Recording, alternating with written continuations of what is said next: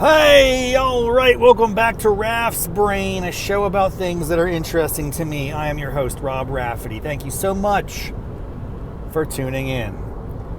It's time for another episode of Drive and Jive. That's right. This is the stream of content of the Raff's Brain podcast, where I pontificate, elaborate, prognosticate, contemplate, and otherwise speak to you in a stream of consciousness style format in which I don't have any clear agenda or objective other than to amuse myself and potentially you for a set period of time. Here's the thing, I'm on my way. You've caught me while I'm driving on my way to Shepherd University in Shepherdstown, West Virginia. Yes, it's Monday morning. I'm heading out early to meet my sister and my niece for a college tour of Shepherd University. It's a state school in the great state of West Virginia. And it used to be Shepherd College. I've always known it as Shepherd College when I was growing up, but I guess it's a university now. They might have master's degrees program. Is that what distinguishes a college from a university? The presence of graduate degree programs? I think that's the case. In any event, it's one of the schools on my niece Mallory's radar. You've met Mallory on several occasions. She's been a guest on Raff's Brain, Riffin' with Raff. That's the interview content of Raff's Brain podcast. So for my loyal listeners, my tens of fans, the brainiacs, you know what it's all about. My niece is a junior in college, or high school, I'm sorry. A junior in high school. Wow, she's growing up so fast. She's one heck of a lacrosse player. Dude, she was the MVP of her team in Buchanan High School, her freshman and sophomore years. She's doing really well this year, too. The team is very competitive. There's an outside shot. I don't want to jinx it, but there's an outside shot that they could compete for, if not win, the state championship. That would be pretty awesome. But let's not get too far ahead of ourselves.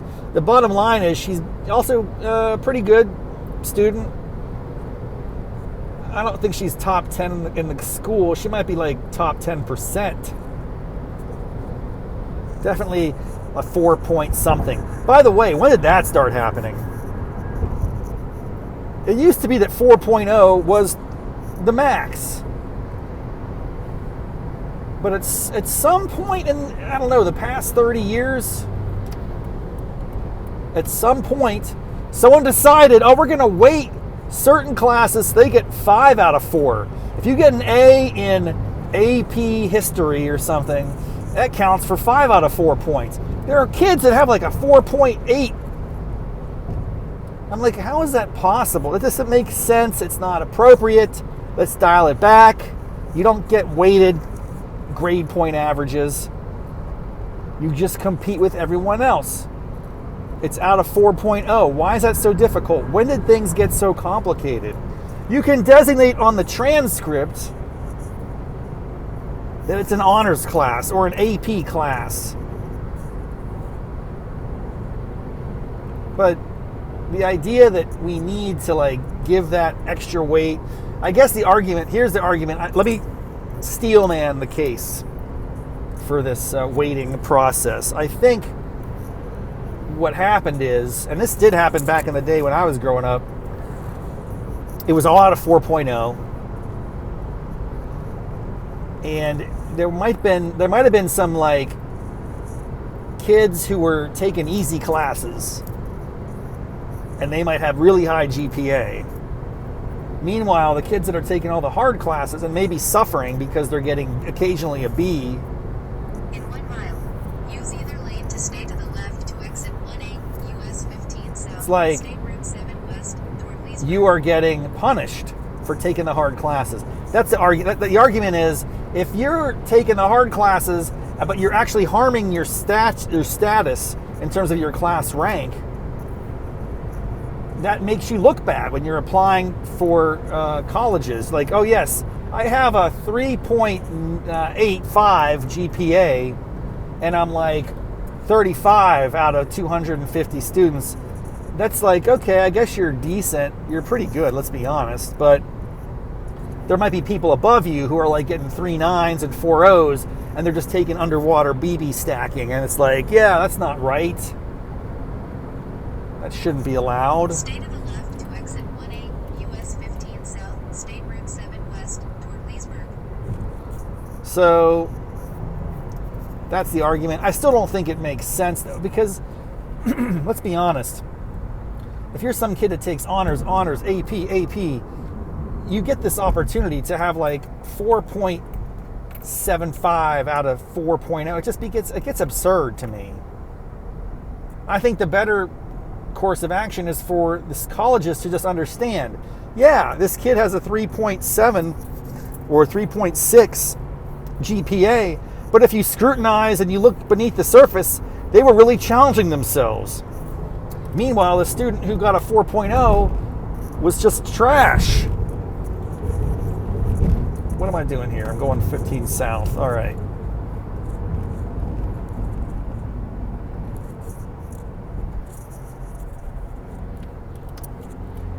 No, I don't know what the heck's going on. In 3.9 miles, exit to State Route 9 toward Hillsborough, Charlestown, West. I'm not familiar with this route. I don't get out this neck of the woods too often. Even though I'm from West Virginia and I go home very regularly, this isn't my neighborhood, man. This is not this part of the state that I'm super familiar with. So I don't want to get lost. I got my directions coming through on Waze. I think Waze is the superior navigating platform. Some people prefer Google Maps. I prefer Waze. Waze actually shows you where the cops are and stuff. That's awesome. How many times has that saved you, dude? Yes, it's happened to me many times when I'm burning down the highway and Waze says police ahead, and bam, I'm able to slow down and maybe not get a ticket. The value is extraordinary. Now, I guess what it's doing is tracking all of our movements. There's no, it's like what they say, if something is free, the product is you. So in a sense, like what Waze is getting in exchange for me downloading the free app and using it is that they are getting a real clear sense of my patterns of behavior. And if you aggregate that over the course of, millions of Americans that use Waze, you can get some really interesting insights about traffic flow, about propensities to shortcuts and alternative routes and all that sort of stuff. By the way, when they plug all that information back in, it enhances the performance of the app. It gives you better information. So it's like a flywheel. Is that a thing? I use these terms like I know what they mean. There's this term in business, which I can't do business speak. I mean, I can, but I feel like I'm faking it. I can do a couple of the basics, like ROI, return on investment. But and then there's this word leverage. Everyone uses the word leverage. We got to leverage this. We got to leverage that. Like, I don't think they're using that word correctly, dude. But I don't say it. I just roll with it. I think I know what people mean. Like, we need to use this better. We're going to leverage this data for the optimization of the ROI or something. I don't know what's going on, man. I'm not a big business speak, dude. I don't understand how that world works, like venture capital and Series A, B, C, seed funding. It's very fascinating, and I know it's huge today. Equity. I like Shark Tank. Use the right lane to exit right to State Route 9 toward Hillsborough, Charlestown, West Virginia. I definitely like Shark Tank, and that taught me a lot about business. But I also think that's probably a little more, entertainment than real. Anyway, I'm headed out to Shepherd University. I'm gonna enjoy this tour because I honestly haven't. I don't think I've ever been to Shepherd. I mean, I've driven through it. It's a small school, probably like 3,000 students. I actually need to learn more. I don't know. I'm gonna learn a lot today. That's the message. When you don't know something, you got to jump in and try to learn. So I want to be there for my niece, hear some of the information. and give her a pat in the back, catch up with her and my sister briefly. Exit right to State Route 9 toward Hillsborough, Charlestown, West Virginia. Then I got to run back Then to use the right lane to office stay to the and right to State Route 9. lead an all-staff virtual conference call. That'll be a good time. It's like a fully virtual Ask Me Anything Use the session. right lane to stay to the right to State Route 9. I know where we are now. This is wild. This is how I get to one of my favorite wineries. Dude, the wine scene in Northern Virginia, and even a little bit west of North, is it called the Western Continue straight for 11 minutes Virginia? to Charlestown Pike. It's pretty good out here, dude. It's a pretty impressive scene, I think. Now, you might say, Rob, you have very low, your palate's off. You don't have very good level of sophistication. I was like, well, yeah, you're right. But I've been going to wineries out here with my wife for 20 years, and I tell you what, it's improved. I'm smart enough to know when things are making progress.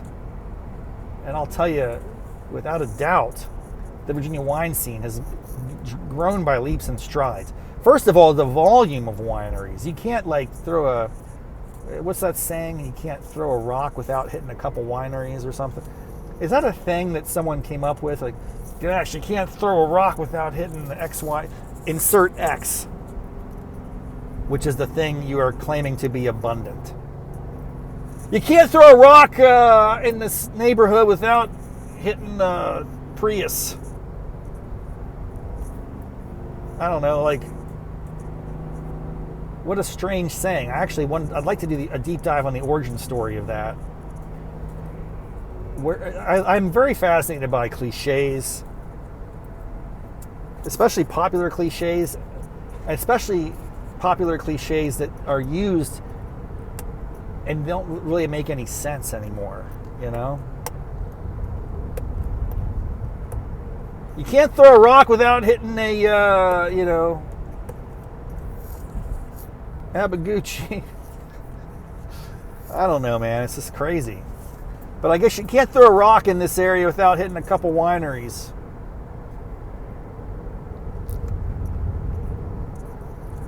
Wineries, man, that's a tough business. I've heard a funny saying. I want to get this right, but I've heard this funny statement about wineries. Because if you go to enough wineries and you hang out in that scene, you can start convincing yourself. You can start deceiving yourself. You can start lying to yourself. Wow, I could own a winery someday. Man, that would be awesome. I would love to own a winery. I've gone there. I've thought, mentally, I've definitely arrived in that. I think it would be an amazing life to own a vineyard and a winery, to toil in the fields, to squash the grapes, to blend the vintage juices. I'm telling you, it's a hard work, man. And I think it's super competitive. It's probably oversaturated. And there's a funny statement I want to make here, but I got to remember, I got to get it right. It only works if I get it right. It's something like this. It's something like,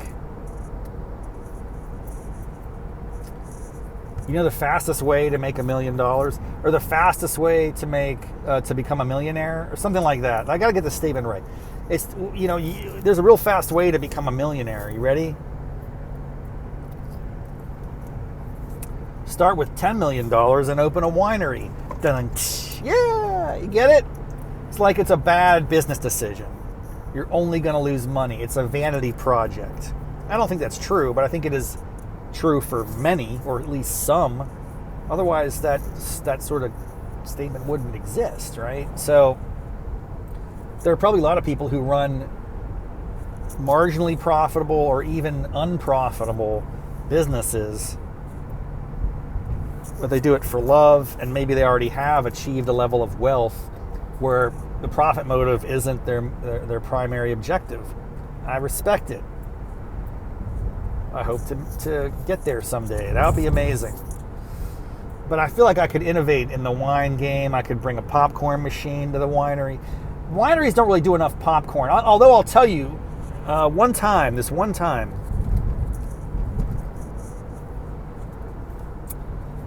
one time, and it relates to what I think is far and away my number one least favorite food. Although I have to be very candid, the status is being rivaled, and my tastes are constantly evolving.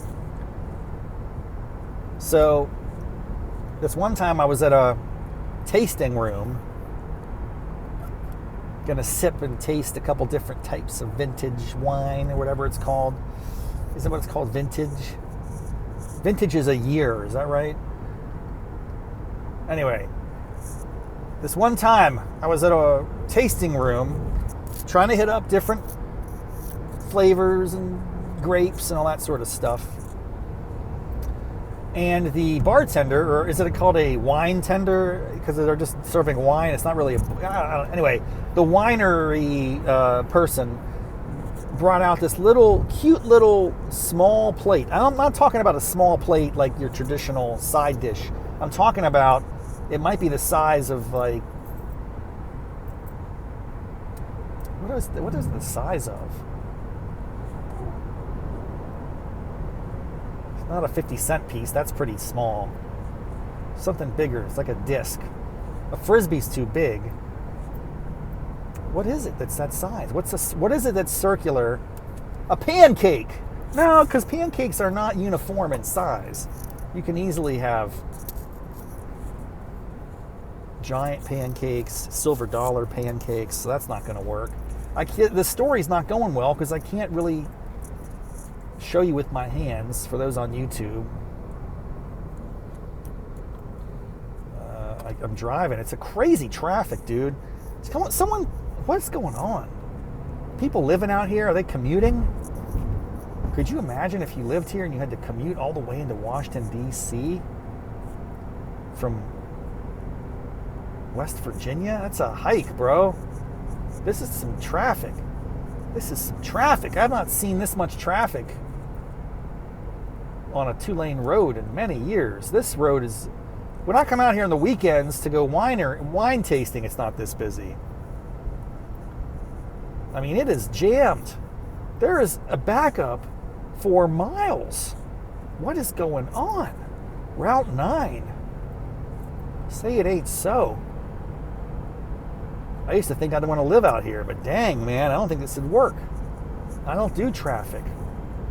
I live close to where I work, so I don't have to commute very long. That's just a real preference. Now, people would say, well, that's because how do you afford it? We were fortunate. We got in a little bit early during a downtime in the market. But you could pay a premium. You could rent and pay a premium so you don't have to drive such a long distance. And I just think that's a better lifestyle. It's a premium I believe is worth the cost. This is beautiful out here. I'm just going to tell you right now, this is extraordinary scenery.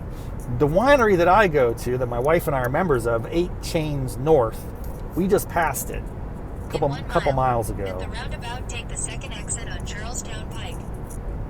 But I've never really gone beyond it to explore. What a beautiful, beautiful area, man. It's so picturesque. These little rolling hills. You got grape fields, vines everywhere, mountains in the background. The only problem is all these cars coming at me. Traffic. It's unstoppable. All right, I'm going to be driving up here. Oh man, there's a roundabout up ahead. Look out. Roundabout. I don't feel good about roundabouts as a general traffic pattern. I prefer lights. I don't like the idea that we are, oh, this is a better way to keep the traffic flowing. Yeah, but I get confused, man. I get confused. Even in America, I get confused. We were over in Ireland last year, driving on the left-hand side of the road, doing a roundabout. I almost had a freaking heart attack. Whoa, what was that? What was that? Oh, you're giving me a warning. It's a roundabout. Okay, so what am I doing here? I'm just going straight, basically. At the roundabout, take the second exit on Charlestown Pike. Okay, I'm listening. Where are we? Hillsboro. Hillsboro. What a nice little town. Okay, we're in the roundabout. Don't choke. Hey kids, Big Ben, Parliament. Did I do this all right? Wow, yeah. We're moving through downtown Hillsboro. This is a nice little town. Look at this town. Wow, I love these stone houses and stuff. It's like the history here. There's got to be some Civil War history here, man. Maybe some Revolutionary War history. Speaking of which, we are just on the... In a quarter of a mile. At the roundabout, take the first there's exit more on roundabouts. Charlestown Pike. Man, this is not cool. We're just on the precipice of a slew of anniversaries. The 250th anniversary of the United States Declaration of Independence coming up in 2026, July 4th. But if you think about it, all the events leading up to that. In 1,000 feet. At the roundabout, take the first exit.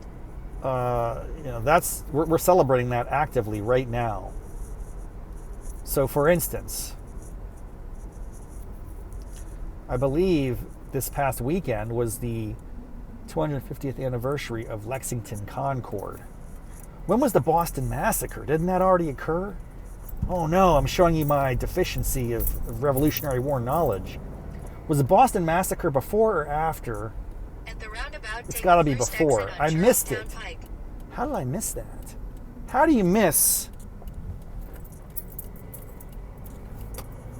How do you miss the 250th anniversary of the Boston Massacre, Raffety?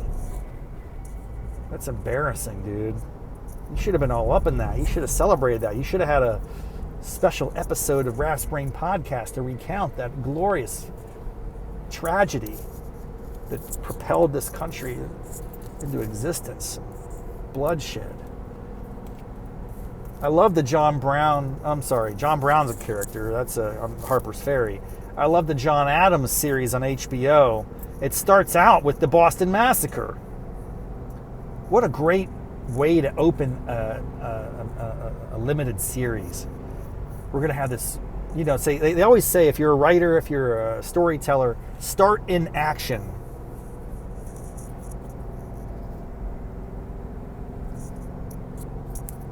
Begin in action. Action Jackson. Continue straight for 10 minutes to US 340 North, West Virginia 9 West. I need to look up actually to understand who wrote John Adams. I know McCullough wrote the book. Tom Hanks loved it, and I think he was involved in all that effort to get it produced. And of course, it was an extraordinary miniseries. I wish they would do more of that stuff. Why aren't there more of those epic American tales? Why is there not a miniseries dedicated to Lafayette? Marie Joseph Paul Yee's Rochilbert du Mortier, the Marquis de Lafayette. Why wouldn't you take that guy's life and make it into an epic, serious investment? Anyway, start in action. That's where the John Adams series began, and that was a good one. I don't know if you guys liked it or saw it. I need to revisit it. I might need to go watch it again. It's been a long time. Been a long time. That's an old series. It's probably like 2008, 2007. We got to update that, man. We got to bring it into the modern era. We got to bring the Terminator in there. He came back. He hooked us up. He was a big savior to the American cause. Man, I can't tell you the beauty that is surrounding me right now. The only thing that detracts from it is the immense amount of vehicles that are barreling down against me. I've never seen this amount of traffic on a 2-lane road. But otherwise, everything around here is super awesome. You have this idea of an idyllic life, and it would be to live out here without all this traffic. But then, the traffic is what makes this possible. You got to have a population density to sustain. I mean, we must have passed 15 wineries in the past 5 miles. That only exists because there's like a huge number of alcoholics in the region. Actually, alcohol consumption is going down, right? Alcohol consumption is going down dramatically, I think, especially as generations get more aware of the harms of alcohol. So that's a factor that you gotta, I don't know, man, if this is the best time to be investing in breweries and wineries. I think Americans, or human beings in general, will broadly always consume some amount of alcohol. It's such a long and storied part of culture. But the health effects are starting to get drawn into spotlight. It almost feels like a little bit like cigarettes. It's not quite there yet. But smoking in my lifetime, it's unbelievable to see the transformation in public consumption of tobacco, but also like the sort of social stigma around it that emerged. When I was in high school, we had a smoke hole. If you were 18 years old, you could go out and smoke with the teachers at the smoke hole. I think they canceled that maybe like my freshman year. I'm sure it was there for 1 year. I wanted to go. That's how someday I'm going to grow up and I'll get to go to the smoke hole. And alas, it was never to be. But now you can't even have a cigarette within 2 miles of a public education system. I think they throw you in jail for that. So it's kind of wild. I went off the rails a little bit. That's as prone to happen because of my stream of consciousness style and approach to this content. But one thing I want to dial back and no segue, talk about a really cool podcast I encountered over the weekend. It was very inspirational. I wanted to share it with you. And I'll definitely drop it in the show notes.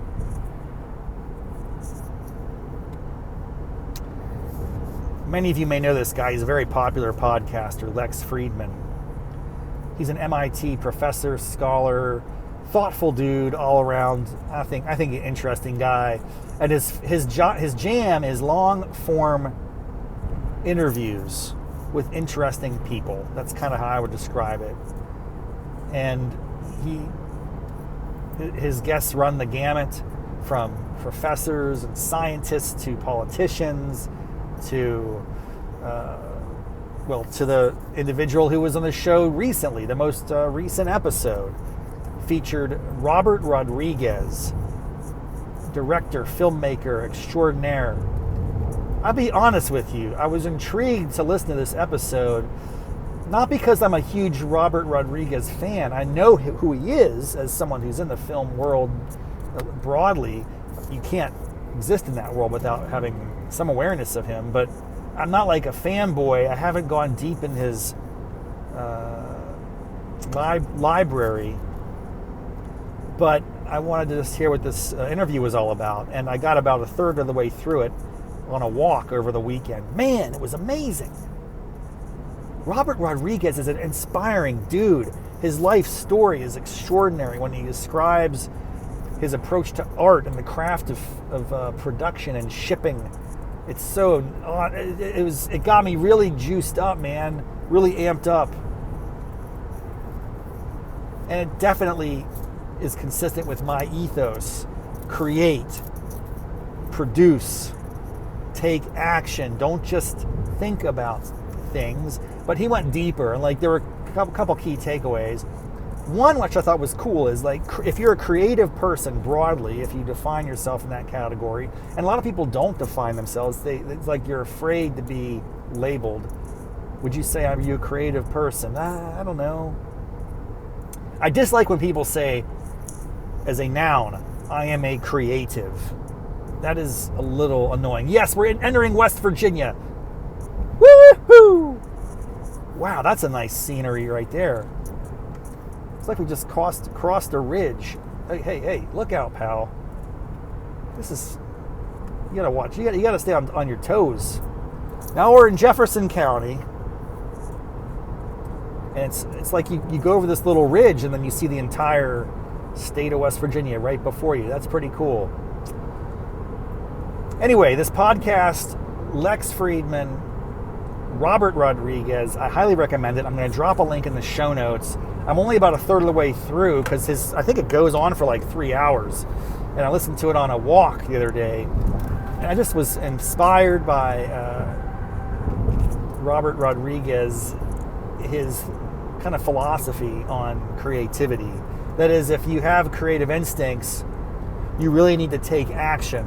There's this kind of muse or spirit out there waiting for you to serve as the vehicle, the conduit for that creative energy and force to manifest into some physical form. A film, a script, a play, a poem, a song, a book, a story, but it takes action. And so he's all about physical action, writing, and you got to get started. That's the hardest part. And I confess, I'm often tripped up by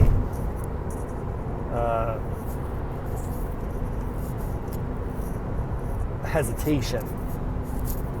I don't want to get started until I know where I'm going. It's like you got to have a roadmap and you got to know the location and destination. That's true to a degree. So I think there's a happy medium here. I don't write just for the sake of writing. I think about my own creative process, which is always discombobulated and really not as on point as it should be. And I'm plenty familiar with my failures as a creative person. Primarily, I don't finish. I don't get things through to completion. I chase shiny objects like left, right, center. Can't stop. I gotta help. I gotta get better at that, man. But at least I understand my weaknesses and I try to curb for and address them. But yeah, I love that episode. I highly recommend it. And the story about the making of some of his earliest films inspired me to watch some of those over the weekend. So I watched his short film Bedhead. Really clever, fun, black and white. And then, of course, his classic first feature film, which was winner of Sundance back in, 90s, early 90s. El Mariachi. And this guy's got such a distinct style and eye. In 1 mile, use the right lane to exit right 2 US 340 North, West Virginia 9 West, toward Harper's Ferry. It's like, yeah, man, what one big takeaway when you watch that film and you go, I could make a movie like that. The answer is no, you can't, Raffety. You're not a creative genius. I had the same impression when I watched the Duplass Brothers feature film, Puffy Chair. I left the theater thinking to myself, I could make a movie like that. The problem is, yes, technically I have the ability and I can work with other professionals and friends and creative minds to put together a project, but I can't tell a great story yet. I gotta get a really tight story. That's really essential. It doesn't matter how clever your production style is and your editing and lighting and et cetera, et cetera. What you really got to focus on is a great story. And sometimes I'm missing that. Actually, often I'm lacking that. Or I have a good concept, a general approach or idea or framework, but I don't land the actual narrative in a way that is satisfying for a listener or a viewer. That's true with my podcast. I don't really have a point to these podcasts. It's just me rambling and pontificating. Now, I enjoy it. Miles, exit to Flowing Springs Road. But it's not intentional. I think what I'm doing, though, through the process of creating these podcast episodes, is I don't know, there's probably something in there that I've said over the past 9 months since I really started version 4.0 of Raff's Brain that might actually evolve into something fun and cool as the basis of a story. Right, then turn left. 1 mile, exit right. I gotcha. I feel like I forgot to say something earlier. I was on a rant and I got distracted, as tends to happen. Police reported ahead. Ooh, police are ahead. Make sure you're going the right speed. might have to take my headphones out for a second. I don't want to get pulled over for... What do you get pulled over for? Distracted driving or something? I can hear just fine. I think what people would think is I'm listening to music or something. That's not the case. I'm not listening to music, sir. I'm recording a podcast. I wonder if a cop would cut me some slack. I don't want to find out. Flowing Springs Road. Exit right to Flowing Springs Road. That's where I'm going. Turn left on Flowing Springs Road. Oh, this is where it gets interesting. I don't get out here enough, dude. I gotta say, going against the traffic, no problems, man. No problems. Turn left on Flowing Springs Road. Wow, what a beautiful little...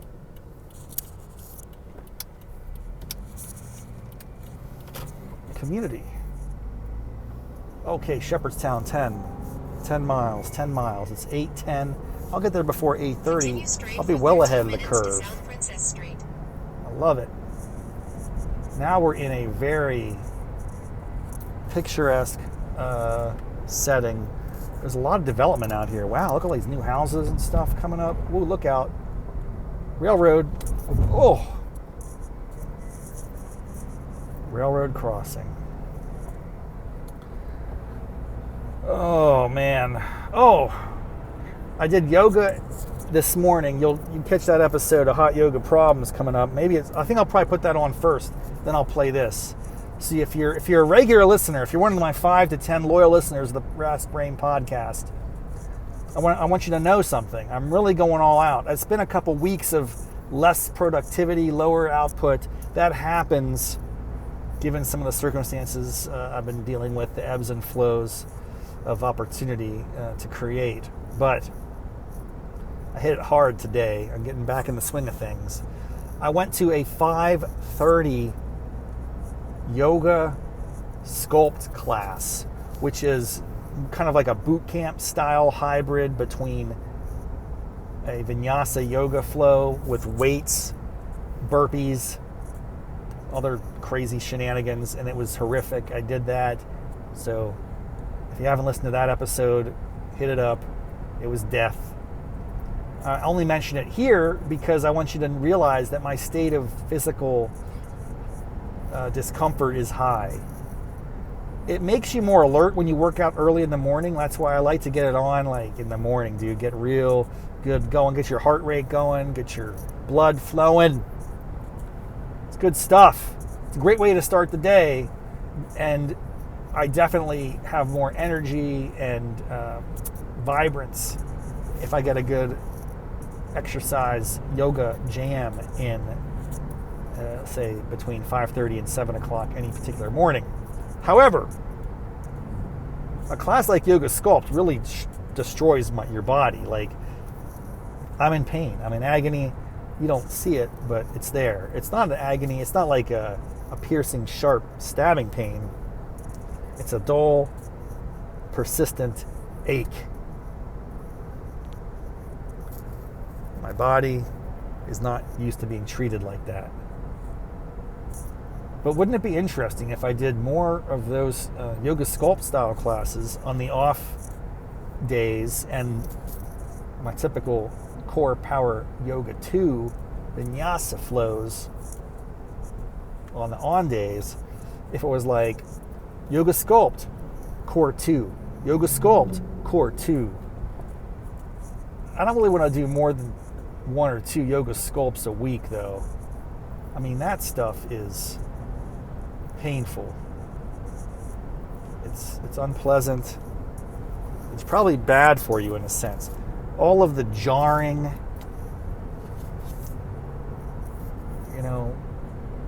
has anyone done a real study on the negative effects of physical exercise in terms of joints? In terms of just hurting your body, dude. Knees, shoulders.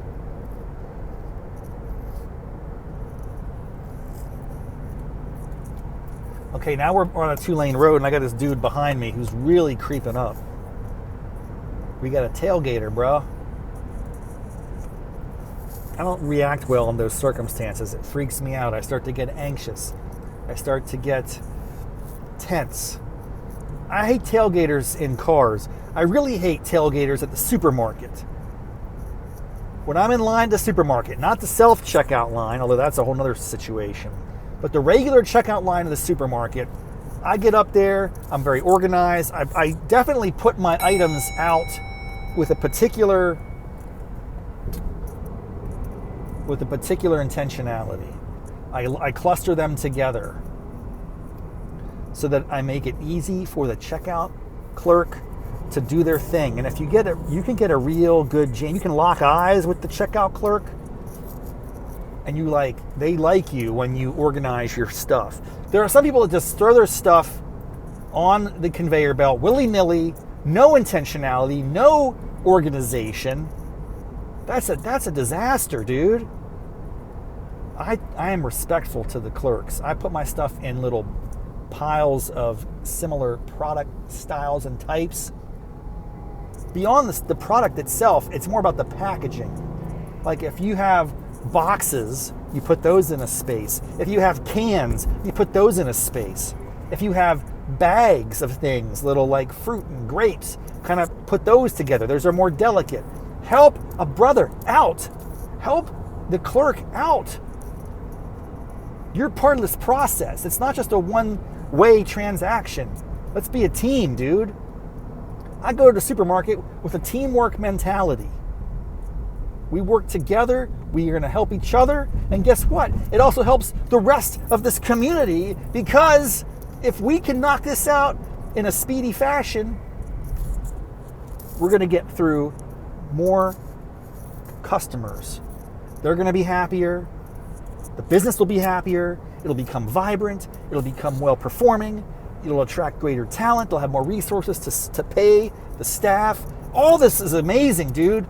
So I lean into that. My role as a consumer at a supermarket isn't just to go grab my stuff and run. It's to actually contribute to the vibrancy and effectiveness of the whole operation for the good of the whole, baby. I'm all in. I'm all in. Is this guy going to pass me? Yeah, go ahead. I hope you get to work faster. Good for you. I respect it. I used to be in that mindset, always racing around. And I still am to a degree. Don't get me wrong. I got a little bit of a lead foot, but I don't pass so much on 2-lane roads anymore. There's just a little uncertainty about what's over the horizon. Even when you have a dotted line in West Virginia, you got to be aware, my friends, because you never know what's coming over the horizon. Coal truck, forget it. You don't want that. Coal truck v. Subaru Impreza is not going to end well. Oh man, there's some lots for sale out here. Wow, it's beautiful land, rolling hills.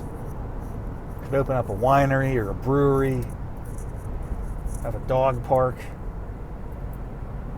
have some local bands come out and do a little like Woodstock action, have like a all multi-day party festival, have a campground. I see it, man. I have a vision. Or maybe it's a fever dream. I don't know, but I just like it. I dig it. Even though this is not my hood, this is not my part of West Virginia, I have an affinity towards it. And in fact, I did spend a good bit of time out here, probably about 6 months in the year 2000, from the months, say, May or June through October. No, through November. I was working on a congressional campaign. I was running the Eastern Panhandle grassroots operation. Those were the days, man. I had a blast. So I did have a little bit of time out here. It's just been a long time. It's been a while since I've spent anything other than like just passing through. So it's going to be cool to see what Shepherd's like these days.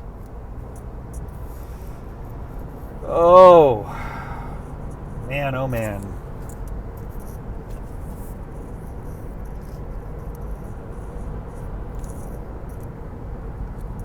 I hit up the 7-Eleven for an extra large coffee this morning. It's hitting solid right now. But when I first got it, it was so hot. It was hotter than the sun, dude.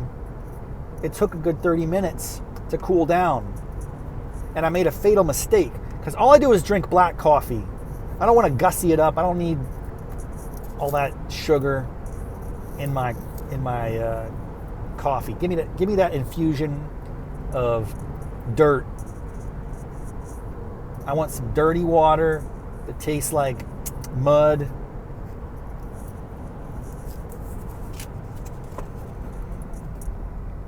Man, oh man, this is fucking dangerous territory up here. The roads are a little confusing. And I got another tailgater on me. God, these people don't quit. These people just don't quit. Maybe I'll let him pass. Nah, we're almost there. About a mile to the town, I think.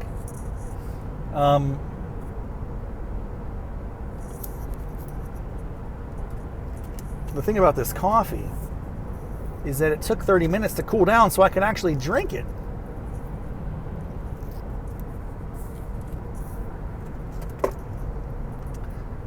And the problem, the fatal flaw that I made is you have options. It asks you if you want to save room for cream or other things. I said no, which is true. The truth is I don't need room for cream. I don't add cream to my coffee.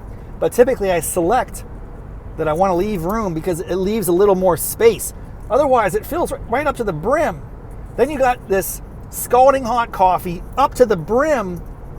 The lid is obviously never, like 30% of the time it breaks and it spills all over you. You don't want that. So I made a mistake and I have a very full cup of coffee. It's very hot. I'd give it a good bit of time to cool down. Now I'm chugging it like there's no tomorrow. Oh man, a car just pulled out in front of me. Why do you got to do that, buddy? You should have waited. It's okay. I respect it.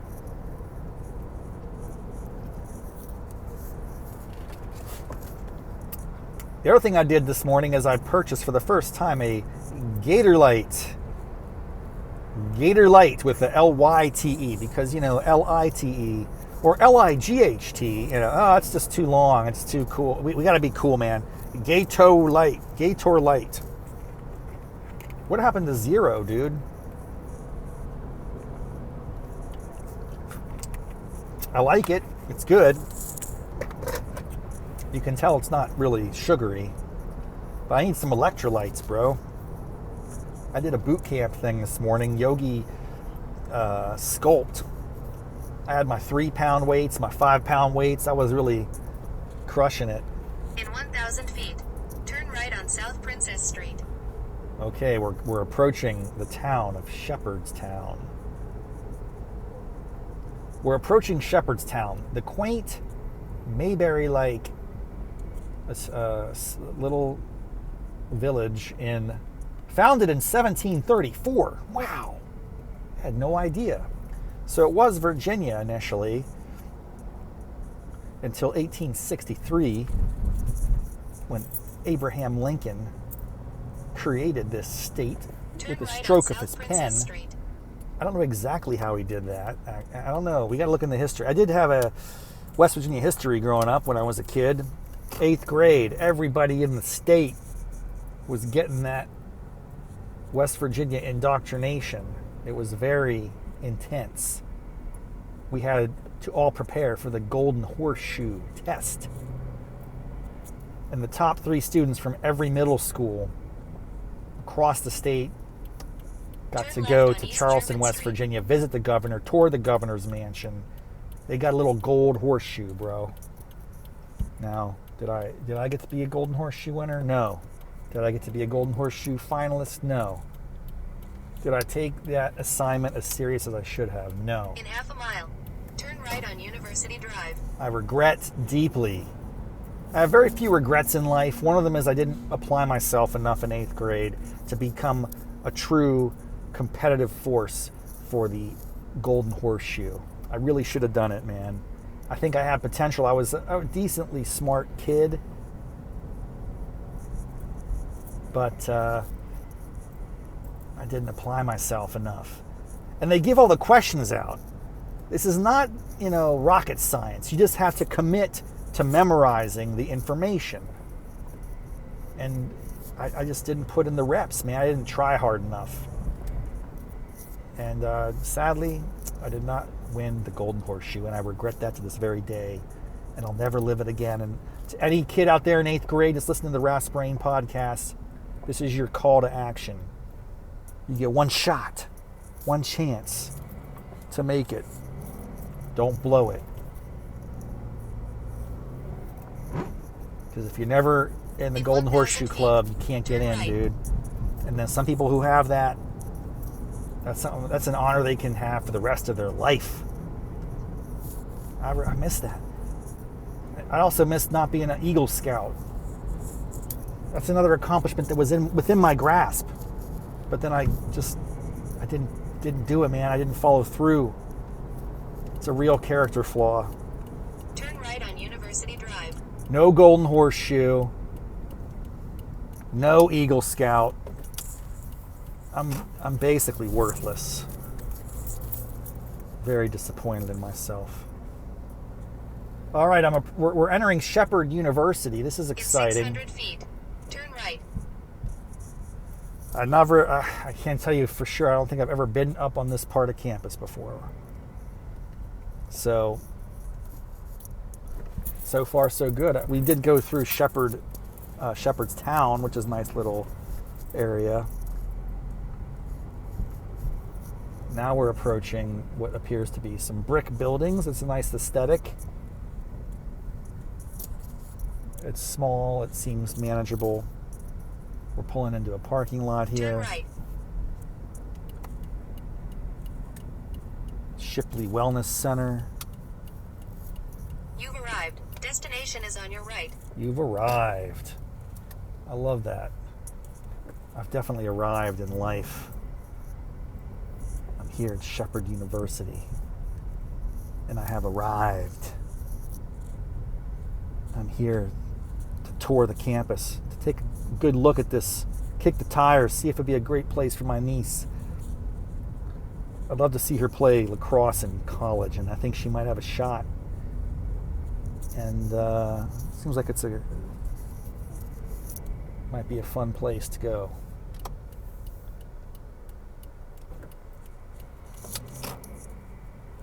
I'm trying to navigate the parking lot like an idiot. Lot G, baby, that's where we are. That's where I'm supposed to be. I'm in the right place at the right time. I'm a little ahead of schedule. That's okay. I like to be ahead of time. I'd rather be ahead of time than behind time. You know what I'm saying? That's a lesson in life right there as we wrap up today's episode of Raff's Brain. Closing in on 55 minutes. It's always better to be ahead of schedule than behind schedule. It just takes a little bit of planning and preparation and incentive to get up and crush the day. Thanks for tuning in. I appreciate it. And we'll see you next time on the Raff's Brain podcast. Drive and Jive. Have a good one.